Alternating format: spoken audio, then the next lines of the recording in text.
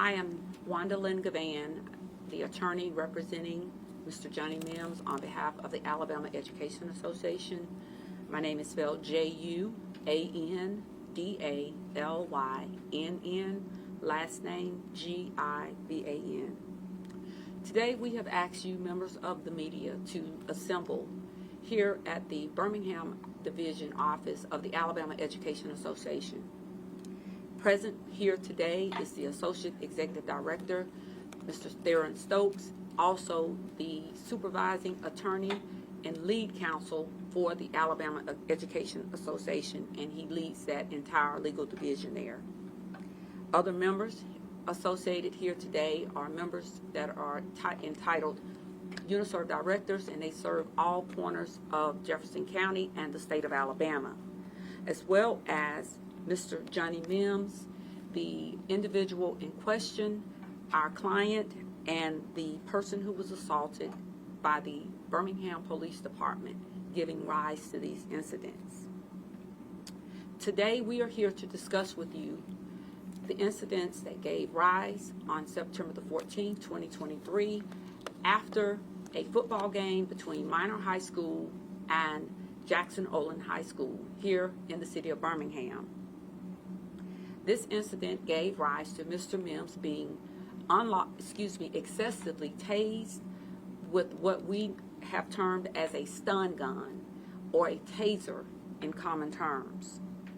We feel that it was an assault on him physically as well as on his character. Today we are here to discuss some of the particulars of the incident that arose, and as well as to give Mr. Mims an opportunity to speak to you collectively. At this time, I would ask that Anna Byrne, UNISERV Director, who is also the UNISERV Director for Mr. Mims here in the Birmingham area, if she would come forth on behalf of the Alabama Education Association. Thank you. Hi, my name is Anna Byrne. I am the one of the UNISERV Directors for District 28, which includes Jefferson County. I'm thrilled to be able to represent my member. This is what we do at AEA. We stand behind our members. And I could not be happier that he is the best legal team around to represent him. This was an unfortunate event for our community, for our schools, for our parents, and for our students. And so I have all the confidence in the legal team moving forward, and we will continue to advocate for our members. Thank you. Thank you. At this time, we are asking, you will formally now hear from Mr. Mims. Good morning. Again, my name is Johnny Mims, Johnny-M-I-M-S. I'm the director in question. First of all, I'd like to thank you guys for being here today, for giving me the opportunity as an educator to give my side of the story. On Thursday, September 14th, we were preparing for just a normal day. A normal football game is what we normally do. We prepare 3 days a week for our football games. I was traveling over to Jackson-Olin High School with a group of about 145 students with chaperones and with staff. We were preparing for the game as we would normally do. We came in and played. The band sounded amazing as is expected from our stellar students. And then towards the end of the game, the director from Jackson-Olin High School came over to set up a coordination of playing a few tunes after the game, which we agreed upon. We'd do 2 to 3 tunes, and then we established that we would do 3 tunes at that point. And so we followed suit. And so it brings all into question of what happened in this situation, which should never have happened to me or to the students or to the parents to have to even see. And again, the most important thing I want everybody to know that I was just doing my job. As an educator, instructing the band, allowing the band to play, and again, just celebrating the achievements of our football team, cheerleader squad, and our band program. The things that happened in that game should have never happened. The students should have never seen me tase. Those things should have never happened. I was not trying to be defiant to the police department. Again, I was just trying to do my job, which was previously established before the end of the game. And so I think it's important for everybody to know that it was coordinated. It's something that is customary to bands. And again, we want to make sure that everybody doesn't lose sight of that the students were caught in this. It's very important to understand also that the lights were cut off towards the end of that. It was performing those tunes, and so that further made it more difficult for us to be able to move the students out of the stadium in an orderly fashion way, because more importantly, we have to always be careful to make sure that we consider the students and make sure that they're safe entering and out of the stadium. And so that's the account of what happened at the game. It's very unfortunate. I should have never been tased. It was excessive, and I think that should have no educator should ever have to experience that. But I definitely don't want us to ever lose sight of the students who were caught in the middle of this. They are the most important thing in this situation. Thank you.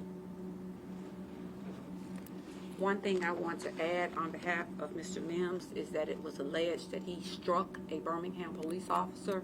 I know many of you in the media have received some video footage, body cam footage from them, and I want to make sure that I reiterate something, that is not the only footage. There were several pieces of body cam that the City of Birmingham Police Department is in control and they are the custodians of. I am now in possession of that video footage, and they failed to give all versions of the body cam information to you all. And again, once you receive that information, we've started circulating.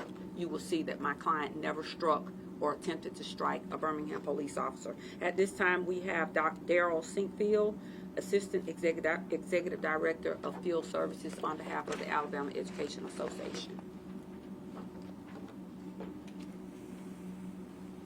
Again, a protocol has been established. We welcome the media here today, but we want everybody to know that the Alabama Education Association stands by our members. It's been stated this was a very unfortunate situation that happened to Mr. Mims, our students, this community, and we as members of the Alabama Education Association want our members here for and near to understand that when things happen, AA would be there to come to their rescue and come and stand by their side. Mr. Mims is a very important member of the association. He's been in this district for 6 years, been an excellent band director, and we just want him to know today we stand ready to make sure that his due process is not violated and that he will seek and be able to go back into this school and provide those great services that he's been providing. So, Mr. Mims, we stand beside you as the members of AEA. Thank you. Thank you, Mrs. Sinkfield. At this time, we will hear from the Associate Executive Director and head lead attorney for the Alabama Education Association, Darren Stokes. Good morning. What I'd like to say is that we appreciate everyone for coming, but this is what's important about this situation. This should be a learning situation for not only the folks that was involved in what happened at the football game, but also it should be for all other school districts and everywhere to learn the importance of how you treat band directors, how you treat students when you're at a game. One of the things we learn now over the years is that we cannot allow violence to be the way we handle situations. In this situation, violence was not needed. Matter of fact, it was not necessary. What we feel like it should have been an example of how this is an example of how not to do things in the school system. Well, it's a football game, and remember now that the folks who were attending this football game, a lot of them were students. The band had 145 members.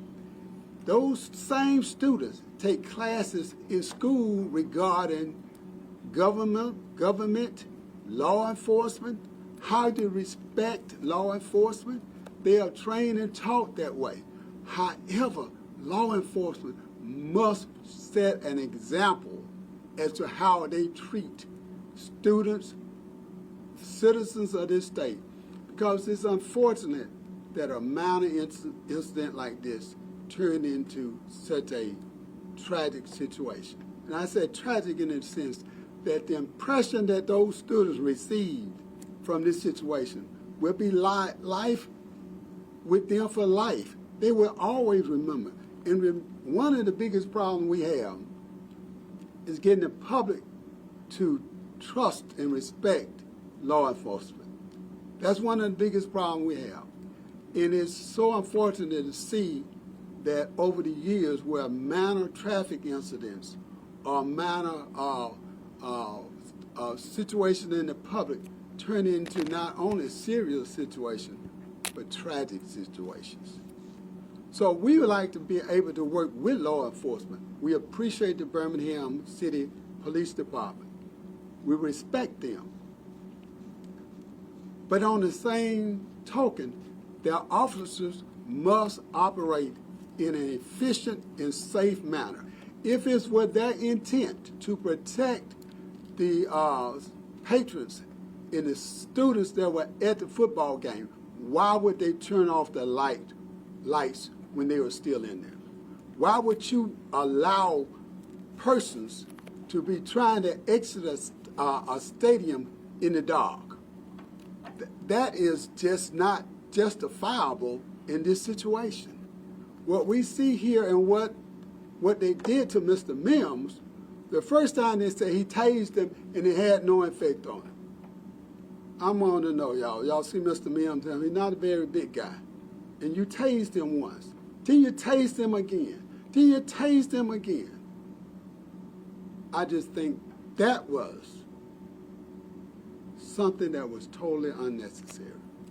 So what we feel is that the schools have a right to protect all of its persons that are attending games at the school at football game. As you know, the fifth quarter situation is traditional, where they play songs at the end of the game. They play the school alma mater, and both bands would play. This was something that was routine. I guarantee you, Mr. Johnny Mims did not wake up last Thursday to say he was going to a football game to be treated like a criminal. That was not his intent. So what we are saying is, let's have some accountability. Right now, Mr. Mims has been placed on administrative leave by his school district, as if though he was wrong. He was wrong. I have not heard anything saying what is going to be done to the officers that was involved in this situation.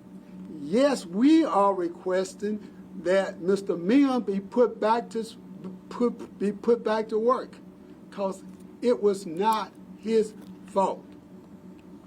Well, to say that we can have a fun time at a football game should be ordinary, should be routine.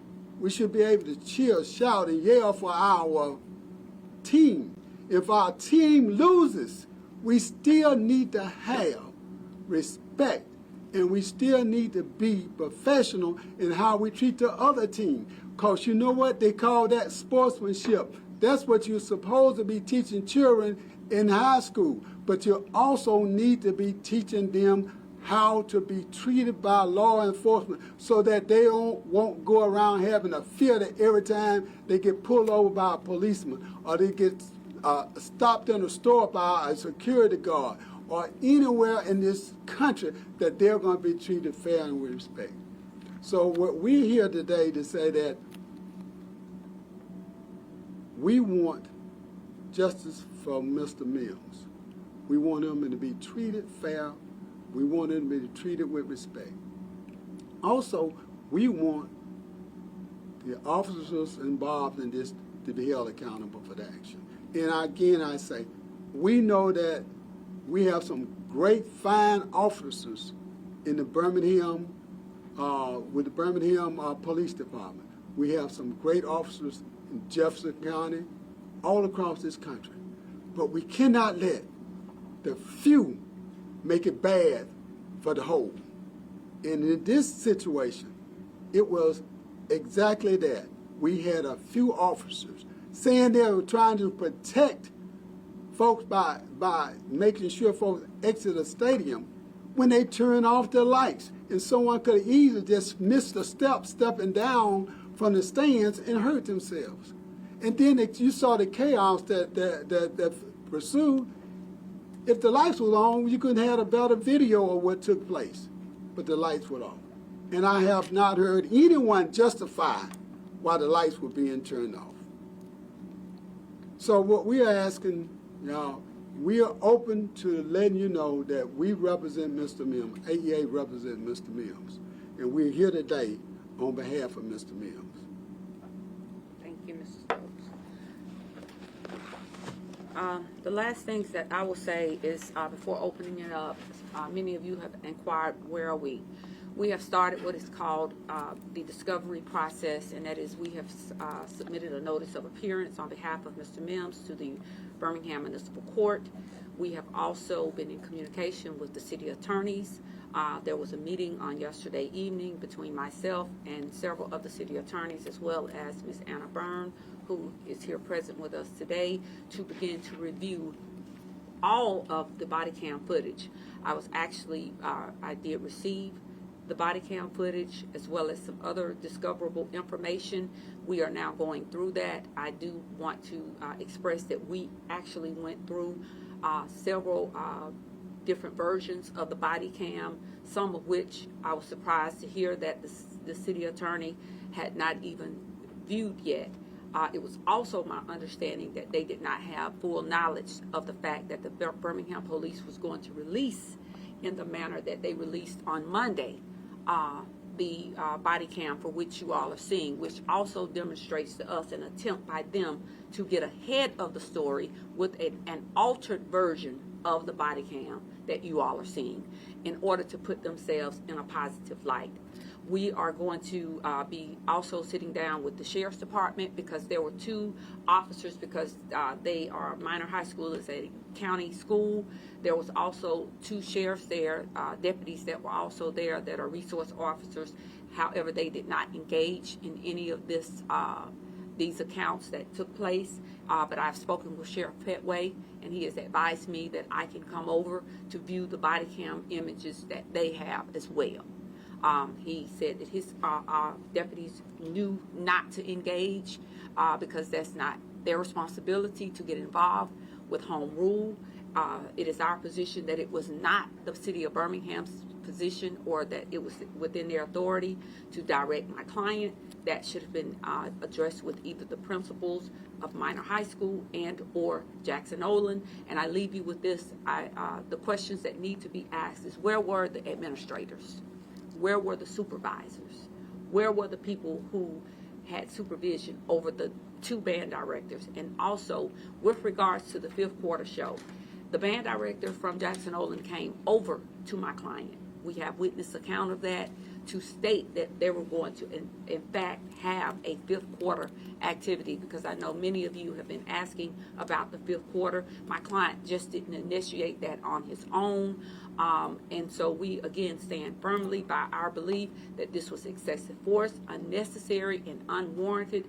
There were multiple Birmingham police officers there, and the size of my client, he should have been able to be subdued in some kind of manner, but it never should have escalated. It's their role to de-escalate a situation. That was a situation in which they were in, as Attorney Stokes has said, in front of 145 children who were ultimately traumatized. The situation at hand in which they have accused my client of striking, hitting, or shoving a Birmingham police officer is just another attempt by law enforcement, as they have done across this country, to validate their bad acts. And this is no different from the police officer in the Tyree Nichols situation that said that because he became so enraged because Tyree Nichols kicked him during an attempted traffic stop. Well, I'm glad my client was at the stadium, because the acts of these particular Birmingham police officers could have ultimately, had no cameras been there, had they been outside the presence of third parties, if you're so enraged that you have to draw a taser and shock, and almost, that's a form of electrocution. That's what happens when you tase somebody. I could only imagine what would have happened from this particular officer had there not been cameras there and warm bodies in the at the facility. At this time, we will open up the floor for questions. Hi, Lori Daniel, NBC News. Are you gonna ask that those other views be released, the videos? I am going to ask, and I'm going to release them myself. I have copies of them, and we've started a process last night of trying to get that information out. I'm Angelo with 13. This question is for Mr. Mims, if he can answer, but if you can share with us, what has this experience been like for you and your family? If they have seen this video, if you're married, if you have children, and they've seen or heard about it, what has this been like for you guys? It's very difficult even talking about because as you can hear in the videos, you can hear screams from the students and the parents. I know my students very well. I know the community that I work for. I can just feel emotions. Just again seeing the parents here supporting me. It's very emotional because it's something we all agree. Everybody agree. This is something that should never have happened. And so to know that those students seen that happen, to know that they seen that happen to somebody they respect and love. We are a team. We call it the SOS family. We're very tight. It's heartbreaking. It's traumatizing. It's difficult. I get a question a lot, like, how are you doing? There's no way to explain how I'm doing because I know that my students are hurting. I know that they come to school every single day trying to figure out when their directors are going to be back. Because I'm always there in the morning to welcome them, to say good morning, how are you doing? Like, we have that type of bond. So regardless of what was going on in that stadium, regardless of the questioning or we need to leave, none of that's more important than the interaction that happens on a day-to-day basis between me and the students and the staff that inspire those students. And so this is a very hard, difficult thing to get past. But I just dread this situation in a way that it will be something that the kids have to deal with on a day-to-day basis. And we heard them practicing yesterday. We were outside the school.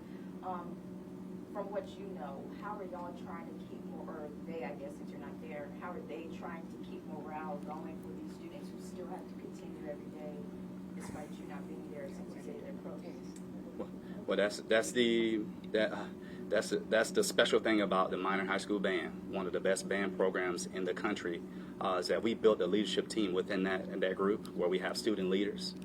We have a great parent booster program. So all parts of the band that has already been enacted work together to make everything happen, because it was always said that regardless of what happens to any individual within the band still has a responsibility. And so their responsibility is to get ready for the next performance.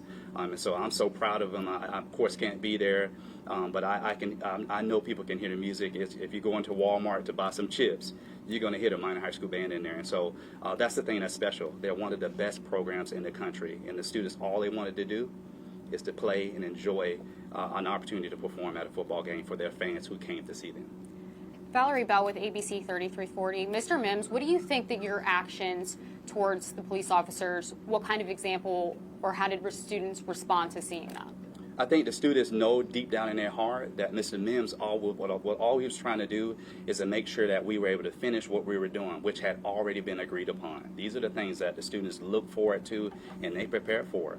And so that interaction that you've seen, I know for the students, it was just like Mr. Mims was just making sure that we were able to complete what we were doing, which was playing the song. And you've seen that in the video footage, which if the lights weren't cut off, you would see a proper cut off of that song. And I think that's how they took that situation. And just following up to that, on the video, several times you can be heard saying, "Get out of my face," to a uniformed officer. Regardless of who was right or wrong in that situation, do you believe that escalated the situation to what it led into, rather than just ending like Jackson Olin's band director did and taking it up with more authority at the Birmingham Police Department or school administrators? It shouldn't. If you look in the video, you can see the officer leaning over. And so the only feedback you're getting from me was letting the officer know it because you're between me and the students.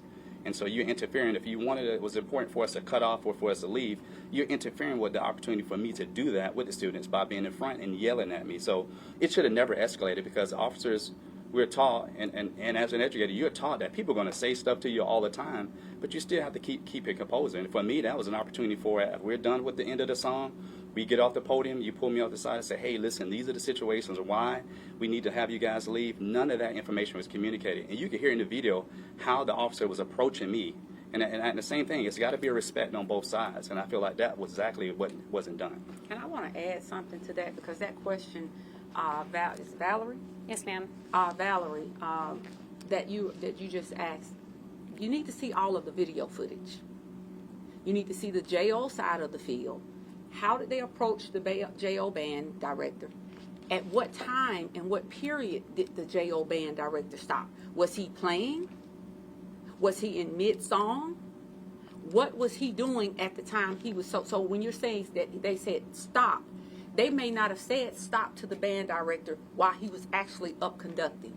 So that's why I want you all to get copies of the video footage and see the real story as to what happened. They may not have walked up to the JO band director and used certain words that I cannot say here today and approached the JO band director in the way they approached my client. You can hear on one of the pieces of footage that the police, one of the officers are saying that they were going to call Dr. Sullivan or the superintendent, and if not, my client would have to pay them overtime. So was it a thing that they were so ready to leave that they, because it's just a monetary issue?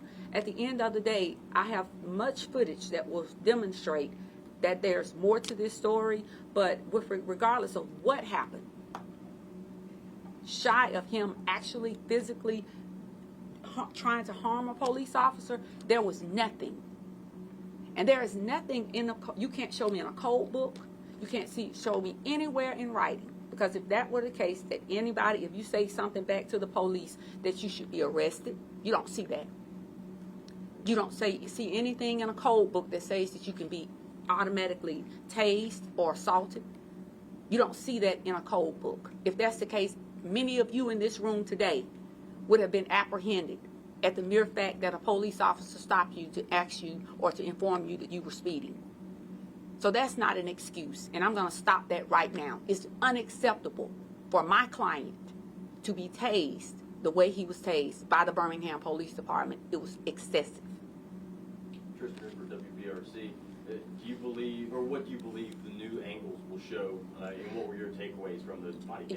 You're gonna see in the footage that you will see. You're gonna see the response from the police officers that may not even have been on that side of the field. There's even one Birmingham police officer that was on the JO side. Once they were radioed and all of the ruckus started, someone informed him that his partner had tased my client. The first thing he says, and it's clear, Anna Byrne was sitting there with me, and as well as the prosecutor. Oh no, he tased him. Where did a taser come from? You hear Birmingham police officers literally on there saying, oh my God, this never should have happened. You see the response, and certain portions are cut off at the time that my client was pulled from the conductor stand. He was dragged down from the conductor stand by either one of the security officers and a Birmingham police officer. That never should have happened. It didn't have to happen that way. All the Birmingham Police Department had to do was to allow my client, as he said, he was wrapping up, and in some of the footage you will see it. That situation could have been where he wrapped up the song and everything would have been quieted down and it would have been over and we wouldn't be here today. But to manhandle someone, to snatch him off a conductor stand, you tell me what you would have done, regardless of how it started. Because I know there are some folks standing right in this room that would have said, why are you arresting me? Is it wrong to ask someone why they're arresting you? Is it wrong to say and proclaim that you didn't do anything? At the time, and I'm speaking now only at the point of contact, at the time that he was tased, everyone in here saw the footage. My client was simply doing this. Why are you doing this? What did I do? And he asked that repeatedly. And then some police officer from the city of Birmingham, who feels that he is above reproach because he wears a badge, decided to tase him.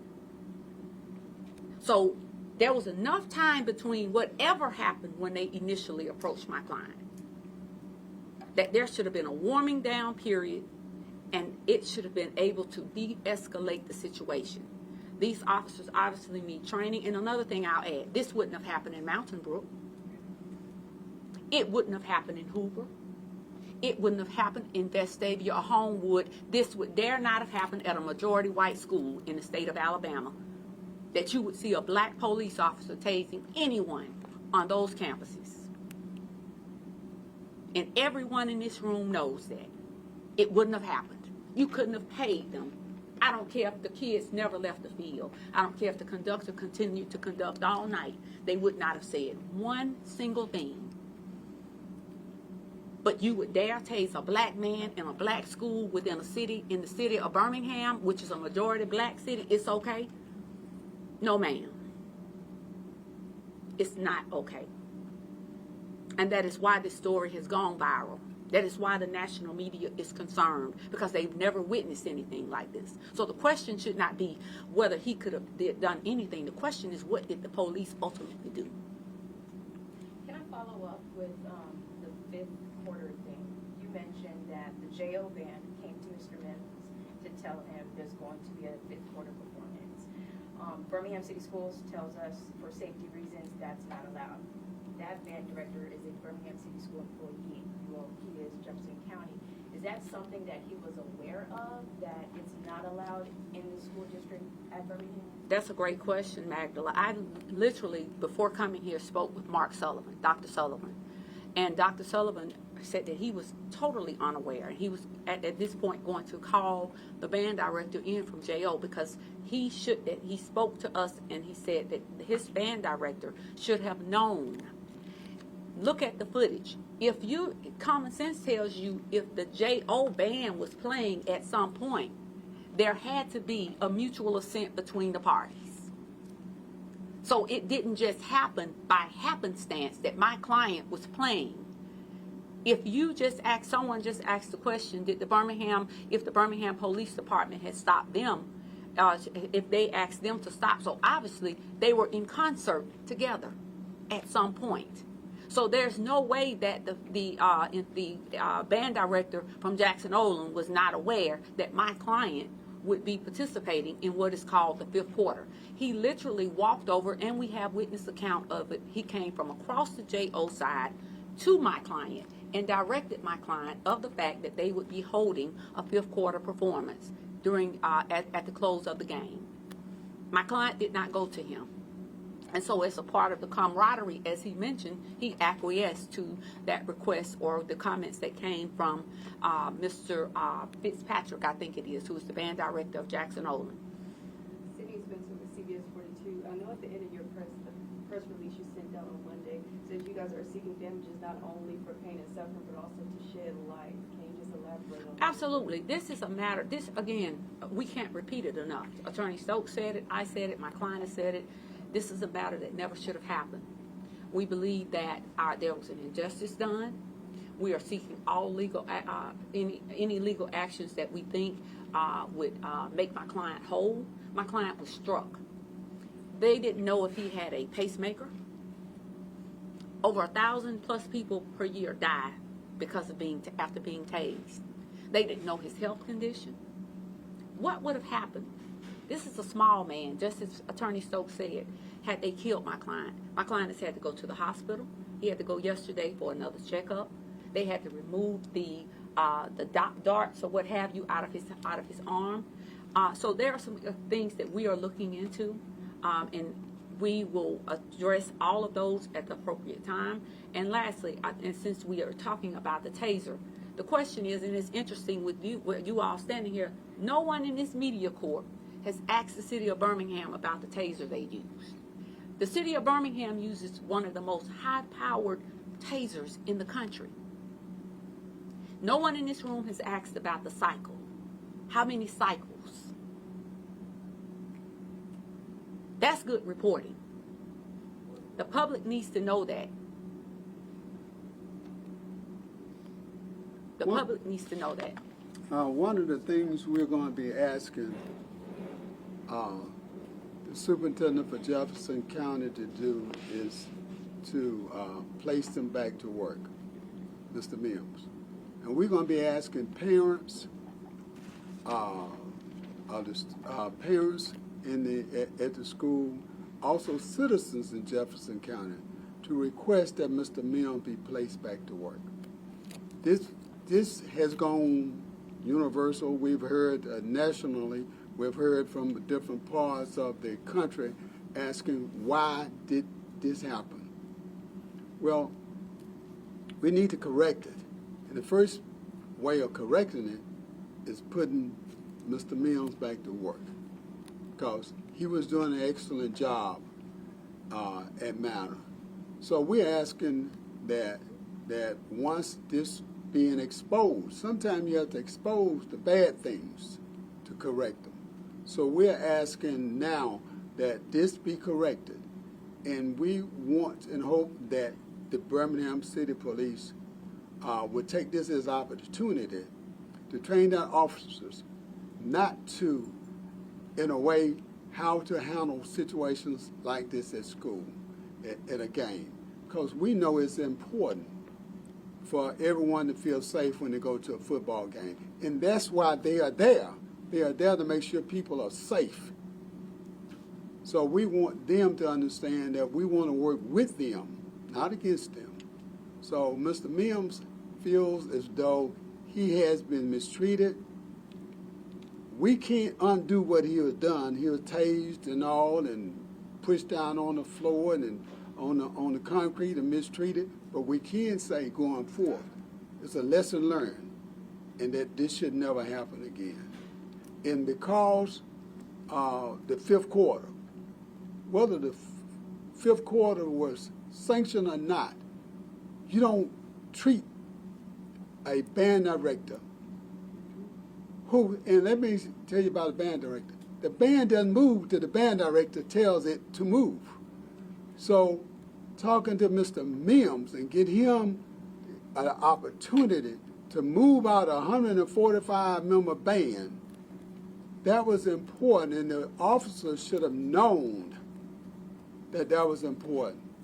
So what we are saying now, let's correct it. Let's get all on one page, so that our students will be educated the right way about how they should be treated by law enforcement, and not be a fear of worrying about if somebody pull them over or talk to them about a minor incident that they're going to be mistreated. I just want to get one more question in. Let me do this. Let me get box 6 first, and then since you've asked 2 questions. Just 2 quick questions. First and foremost, you spoke about responsibility. I know y'all want Mr. Mims to return to teaching. Do y'all have any requests or anything y'all are asking from BPD regarding the officers involved in the situation? Yes, as Attorney Stokes has said, we have requested that they be placed on administrative leave, but I find it interesting, even with the Birmingham Police and the statement that the blanket statement they released, not one time do they say they regret or that they apologize to the extent that students were present to witness the accounts that took place. So we are asking that those individuals be placed on administrative leave, and we're hoping that some different actions will be taken in the next coming days, and especially as we begin to roll out the different footage of the body cam. But I think it's very unfortunate, even just a matter of as administrative caution, since there's an investigatory process, you would have at least thought that these officers should have been placed on leave instead of continuing with unfounded accusations of my client punching or shoving a Birmingham police officer. Lastly, do we have any idea who was the entity or individual that did turn off the lights? I know in some districts it's school personnel, some maybe it is law enforcement. That definitely aided to the problem. Do we know who was the one responsible? I requested that information this morning from Dr. Sullivan. He told me he would get back with me sometime this afternoon, and hopefully I will have that information. I have been able to identify the 2 security officers. That was something I was working on this morning, and so we're waiting to hear back from Dr. Sullivan and the Birmingham City School System. So you mentioned that, or in the video, it could be heard that Mr. Mims allegedly hit a police officer. In the report that we got, or the statement we got from BPD, his charges are disorderly conduct, harassment, and resisting arrest. And your expertise, should there have been or should there be an exact charge for hitting an officer, or do you know of What any was the charges? probable cause? Because if you're alleging that my client hit you, the way those tempers were flaring on that day, you would have known that my client had actually struck a Birmingham police officer. Again, it's the fabrication of the story that they want the media to give life and breathe life into. That is why they released the footage the way they released it, unbeknownst to the city attorney at the time, and because they were trying to get ahead of the story. The question becomes, if my client hit or shoved or punched a Birmingham police officer, should not assault? Should not some other crime be attached to this harassment? How was he harassing the police? But the other thing is, we have more than one witness. We have at least 145 student witnesses this situation. So what the Birmingham City Police are saying, we respect that. But we're also going to respect the eyewitnesses that were there and saw this event, this tragic event, in the sense of how Mr.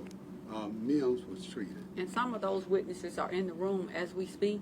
And so you can hear, I'm sure some of you all will question them, and multiple witness accounts. Some of them I have not even spoken to, but they will attest to the fact that the Birmingham Police Department is lying to the general public.